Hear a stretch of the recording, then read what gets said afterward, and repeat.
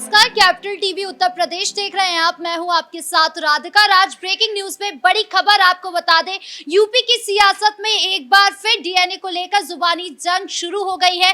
भाजपा की ओर से एक पोस्टर जारी किया गया है जहां पर अखिलेश का जिक्र किया गया है कि किस तरीके से उन्होंने अपने पिता को घर से बेदखल कर दिया था, अपने पिता के साथ बगावत की थी। तो यूपी की राजनीति में क्या कुछ चल रहा है, किस ओर जा रही है राजनीति, इसी पर तमाम अपडेट के साथ मेरे साथ मौजूद है मेरे सहयोगी हर्ष जी। सर, किस तरफ जा रही है यूपी की राजनीति? देखिए, यूपी की राजनीति इस वक्त गर्म है तो डीएनए को लेकर गर्म है, क्योंकि ब्रजेश पाठक का डीएनए अखिलेश यादव की तरफ से रेड लाइट एरिया का बताया गया था और बीजेपी की तरफ से बताया जा रहा है कि अखिलेश यादव का कैसा डीएनए है। दरअसल बीजेपी अल्पसंख्यक मोर्चा की तरफ से एक पोस्टर जारी किया गया है जिसमें ये बताया गया है कि अखिलेश का डीएनए भी उसी स्तर का है जिस स्तर का अखिलेश ब्रजेश पाठक का बताने की कोशिश कर रहे थे। दरअसल ये भी कहा गया है कि अखिलेश यादव का डीएनए वैसा है कि ठीक जिस तरीके से 2017 में बगावत की गई थी और जिस तरीके से मोर्चा संभाला गया था अमर सिंह की तरफ से उस मुलायम सिंह को लेकर, क्योंकि पार्टी का चुनावी चिन्ह भी उस वक्त उसको लेकर भी काफी घमासान हो रहा था जब अखिलेश यादव ने बगावत कर दी थी। तो ये कहा गया है कि जो अपने पिता का ना हो सका वो आखिर किसका होगा, वो जनता का कैसे होगा और उनका डीएनए कैसा है ये जनता भी जानती है। अब ये भी कहा जा रहा है कि इसको लेकर समाजवादी पार्टी के जो कुछ लोग हैं वो भी मैदान में आ गए हैं और उनकी तरफ से भी बीजेपी को लेकर पोस्टर लगाए जा रहे हैं। तो ये पोस्टरबाजी इस वक्त आपको लखनऊ में ज्यादा दिखेगी। अगर लखनऊ में बीजेपी का कार्यालय है तो बीजेपी के कार्यालय के बाहर आपको ऐसे पोस्टर नजर आ जाएंगे। समाजवादी पार्टी का कार्यालय है तो समाजवादी पार्टी के बाहर कार्यालय के बाहर बीजेपी के पोस्टर नजर आ जाएंगे। हालांकि 2027 को लेकर ये पूरी राजनीति हो रही है और हमने देखा है कि कैसे ब्रजेश पाठक के खिलाफ जब बयान दिया गया था तो कैसे पूरा ब्राह्मण समाज एकजुट हो गया था और अखिलेश यादव के पुतले भी फूके गए थे। और ये कहा जा रहा है कि ब्राह्मण समाज अखिलेश यादव से खासा नाराज नजर आ रहा है और आगे आने वाले समय में ब्राह्मण समाज के वोट अखिलेश यादव से छिटक जाएंगे अगर आगे आने वाले समय में अखिलेश यादव ने कोई ऐसी रणनीति अपनाई नहीं कि ब्राह्मण समाज उनका हो पाए। क्योंकि हम देख रहे हैं कि डीएनए वाला विवाद लगातार बढ़ता जा रहा है राधिका, और अब जब बीजेपी अल्पसंख्यक मोर्चा की तरफ से जो ये पोस्टर लगाए गए हैं उसमें जो बताया गया है कि अखिलेश यादव का डीएनए कैसा है, अब ब्राह्मण समाज भी उसका समर्थन कर रहा है और ब्राह्मण समाज ये कह रहा है कि बीजेपी ने जिस तरीके की भाषा का इस्तेमाल किया है इसमें कोई गलत नहीं है।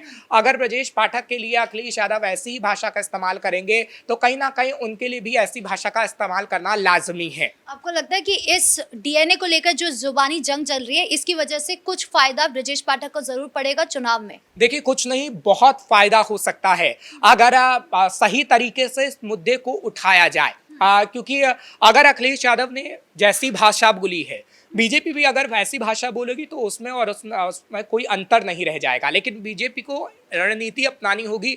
इस मुद्दे को, इस इशू को अगर बीजेपी उठा रही है तो ठीक है, बैठे बैठाए एक मुद्दा उन्हें जरूर मिला है और बीजेपी को इस मुद्दे को कहीं ना कहीं ज्यादा बड़े स्तर पर भुनाना होगा। क्योंकि ब्राह्मण समाज का जितना भी वोट रहा है वो हमने देखा है कि 2013 के बाद से जो खिसका है वो तकरीबन बीजेपी की तरफ खिसका है, क्योंकि जो सोशल इंजीनियरिंग की गई थी वो मायावती की तरफ से की गई थी। जब मायावती ने मुसलमानों के वोट बैंक भी हासिल किए थे, दलितों के भी वोट बैंक हासिल किए थे, लेकिन ब्राह्मणों के वोट भी उन्हें बखूबी मिले थे। अब वही सोशल इंजीनियरिंग का फॉर्मूला कहीं ना कहीं अखिलेश यादव अपनाना चाहते थे। जब हमने अखिलेश यादव को देखा कि अखिलेश यादव ने प्रेस कॉन्फ्रेंस बाकायदा की और प्रेस कॉन्फ्रेंस में अखिलेश यादव ने कहा कि पी का मतलब पंडित जी होता है, तो वो सोशल इंजीनियरिंग अब अखिलेश यादव का इसलिए नहीं चलेगा क्योंकि अखिलेश यादव ने गलती कर बैठी। और अखिलेश यादव अगर ये कह देते कि उनके ऑफिशियल अकाउंट से जो ट्वीट किया गया है, डीएनए वाला ट्वीट किया गया है, वो गलती से हुआ है, या फिर उस ट्वीट को लेकर कोई भी पार्टी का नेता सामने आता या प्रवक्ता माफी मांग लेता, तो कहीं ना कहीं उससे लगता कि अखिलेश यादव की तरफ से उस वोट बैंक को साधा जा रहा है। जी बिल्कुल, अखिलेश यादव की ओर से एक ट्वीट किया गया था लेकिन उसमें कहीं पर भी माफी का जिक्र नहीं था, ना उन्होंने माफी मांगी। क्या उनको अपनी गलती का बिल्कुल भी अंदाजा नहीं है और इसका उनको कितना नुकसान चुनाव में उठाना पड़ सकता है? देखिए, पीडीए के फॉर्मूले को लेकर वो कहीं ना कहीं आश्वस्त हैं और वो पूरे कॉन्फिडेंस में है। अगर आप ओवर कॉन्फिडेंस शब्द का इस्तेमाल करेंगे तो भी ये सही होगा। क्योंकि पीडीए का फॉर्मूला उनका हर जगह काम नहीं आया है। पीडीए का फॉर्मूला उन्होंने उपचुनाव में अपना कर देखा, लेकिन पीडीए का फॉर्मूला उपचुनावों में काम नहीं आ पाया है। लेकिन अब क्या पीडीए का फॉर्मूला काम आएगा?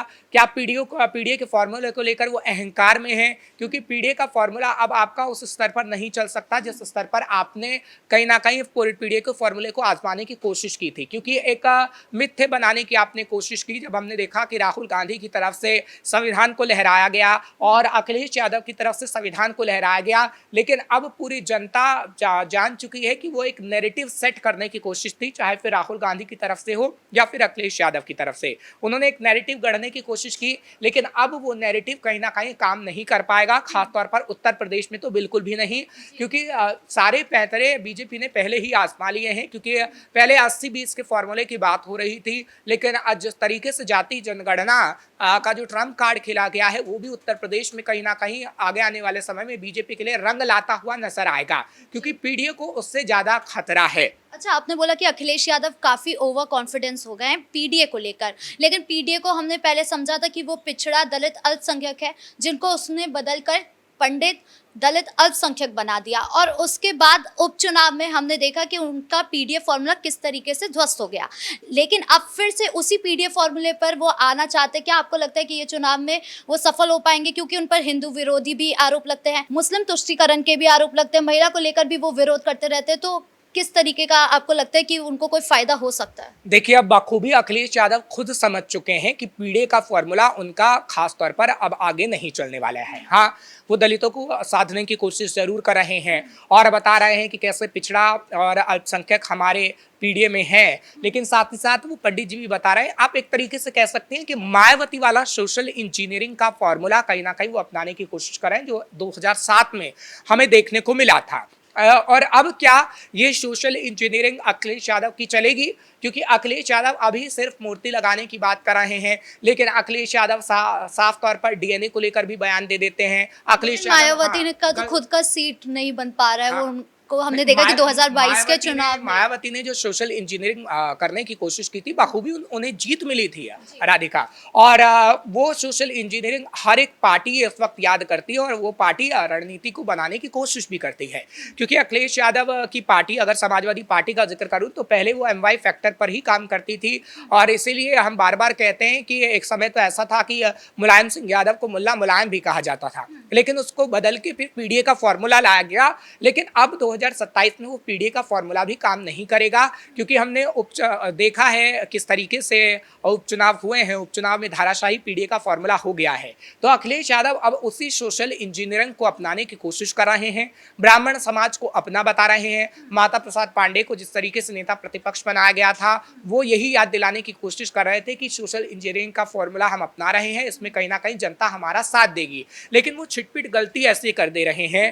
डीएनए पर उनका ट्वीट आ जाता है ब्रजेश पाठक को लेकर, और कई गलतियां वो ऐसे कर देते हैं कि तमाम ब्राह्मण समाज उनसे खासा नाराज हो जाता है और फिर पुतला तक उनका फूका जाता है। और अगर ऐसी तस्वीर सामने आएगी तो कहीं ना कहीं आगे आने वाले समय में लगता है कि ब्राह्मण का 1% वोट भी अखिलेश यादव को नहीं मिल पाएगा, खासा नुकसान अखिलेश यादव को होगा। अच्छा, आज भाजपा की ओर से पोस्टर वर्क शुरू किया गया है, मतलब आज उन्होंने पोस्टर जारी किया। क्या आपको लगता है कि अखिलेश यादव इसके बाद कोई पोस्टर लाने वाले हैं, या वो माफी मांगेंगे, या फिर अब वो चुप बैठेंगे? देखिए, अखिलेश यादव लगातार प्रेस कॉन्फ्रेंस कर रहे हैं और अखिलेश यादव की तरफ से जब एक बार फिर प्रेस कॉन्फ्रेंस की जाएगी तो बखूबी मीडिया की तरफ से पूछा जाएगा कि आपने जो पोस्टर वॉर की शुरुआत की है, वो पोस्टर वॉर क्यों नहीं थम रहा है।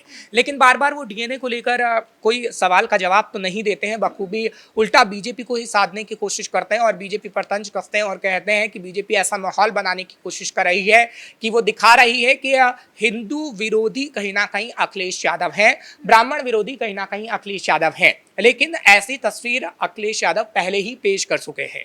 जो अखिलेश यादव ये कह रहे हैं कि बीजेपी ये दिखाने की कोशिश कर रही है कि हम हिंदू विरोधी हैं, लेकिन अखिलेश यादव वाकई हिंदू विरोधी हैं क्या? ये सवाल तो तब भी बनता है जब अखिलेश यादव बताते हैं कि कैसे गौशाला से दुर्गंध आती है और इत्र पार्क वो बनाने की कोशिश कर रहे हैं। तो अखिलेश यादव ने खुद की एक इमेज गढ़ी है। अब आपने अपनी इमेज खुद गढ़ ली है, लेकिन अब उस इमेज को आप नहीं बदल पा रहे हैं। क्यों? आप बदलना तो चाहते हैं क्योंकि आपका वो पुराना वाला फॉर्मूला काम नहीं कर पा रहा है। लेकिन उस इमेज को बदलने के लिए आपको काम करना होगा। अगर आप ऐसी गलती करते रहे, ब्राह्मण समाज को नाराज करते रहे, अन्य समाज को नाराज करते रहे, तो कहीं ना कहीं यूपी में आप सत्ता की कुर्सी तो दोबारा नहीं पा सकते। इस मुद्दे पर तमाम अपडेट देने के लिए आपका बहुत बहुत धन्यवाद। यानी कुल मिलाकर ब्रजेश पाठक की ओर से आज एक बड़ा पोस्टर जारी किया गया है जिसपे साफ तौर पर अखिलेश यादव की उस गलती को दिखाया गया है कि जो उन्होंने अपने पिता के साथ करी थी। और अब देखना ये होगा कि यूपी की सियासत में अब डीएनए को लेकर जो जुबानी जंग चल रही है ये अब थमेगी या आगे और बढ़ने वाली है, और ये क्या रूप लेती है ये भी देखने वाली बात होगी। ब्रेकिंग न्यूज में इतना ही। कैमरा पर्सन कुणाल के साथ मैं राधिका राज।